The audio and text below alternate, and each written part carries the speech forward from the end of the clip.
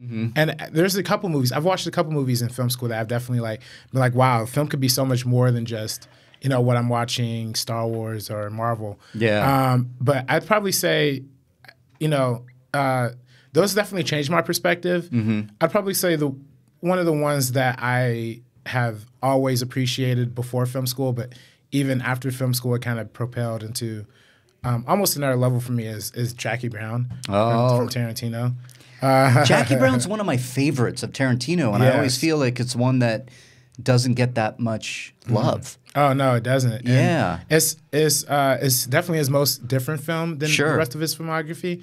But when you look into that film, I mean, you know, this is part of the Tarantino class. Let's get into that. Tell me some of that, and keep going on with your thought there. Well, it's just crazy because I didn't realize this, but the opening of the film where she's in the airport. And and on that escalator, and just kind of going, and the music's playing, and So apparently that you know, I mean, that shot was taken from the opening shot of The Graduate, but instead of the Simon and Garfunkel song, it's the song 110th Street, which was a theme song for another 1960s movie, and then like Jackie Brown herself, who's played by Pam Grier, also was starring in this other movie, Foxy Brown, a blaxploitation movie. Right. So it's kind of like a continuation of that too. So it's like for me looking at that film and then also looking at some of the other films that we've watched in film school too.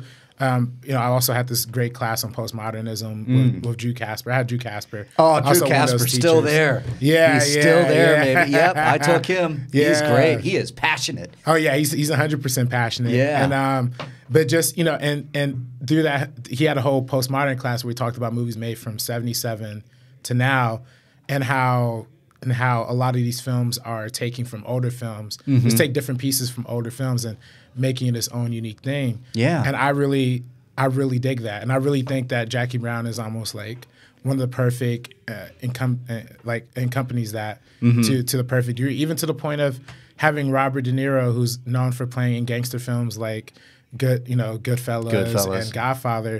He's playing a gangster in this movie, but he's washed up, coming out of prison and smoking weed. So it's just like, that's true. I didn't even think about that. It's crazy. Tarantino takes everything we know about a film and then just kind of flips it and makes it his own thing. Yeah. I think a lot of people say it's unoriginal. A lot of people say that it's just, you know, you're copying, stealing, maybe. You're copying. You're stealing, copying. But I personally find a lot of admiration and respect for that. I do too, and that's interesting. I mean, I think Tarantino has really created his own genre, and I would say by utilizing, and he does it inspirationally. That's what I feel like. It's like everything you mentioned with Jackie Brown right there. You know, he might be what some people think are stealing, but he is taking something that we maybe know, like Foxy Brown, almost like a continuation of Jackie Brown, The Graduate opening, and then subverts our expectations a little bit, does his stamp on it, creates his own look, and therefore, in my opinion, creates a genre that is like very Tarantino. Right. And that's what I love. But staying on Tarantino, is Jackie Brown your favorite of his work, or what's your favorite Tarantino? I don't know if I'd say favorite. It definitely approaches top favorite for me. It's either that or Pulp Fiction or Django. Django, Jackie Brown, and Pulp Fiction are definitely my top three. Yeah. But I love all of his movies. I honestly do have a great admiration for all of his movies, and I have a great I have a lot of respect for somebody who goes out there and decides that he's going to make films the way he wants to make them, no matter how much criticism, or how much, because Tarantino has faced a lot of criticism over a lot of honestly a lot of valid criticism too. But it's, you know, he takes that to the chin and then still creates and pushes forward. And then, a lot of times they credit him as like being the modern auteur. I think that's a big part of that. I think a big part of that is having confidence in your own vision, having passion. And there's clearly no one as passionate about movies than Quentin Tarantino. So yeah, I couldn't agree more. And Pulp Fiction's probably my favorite. wonder what the top 3 would be, though. Pulp Fiction, Reservoir Dogs is up there. Reservoir Dogs is great, too, yeah. Yeah, just because it's so brutal and it's so it's ugly on purpose. Oh, but yeah. It's brutal, as I said, but there's something like raw about it that I just His first love. film. I think it's probably one of the best first features ever.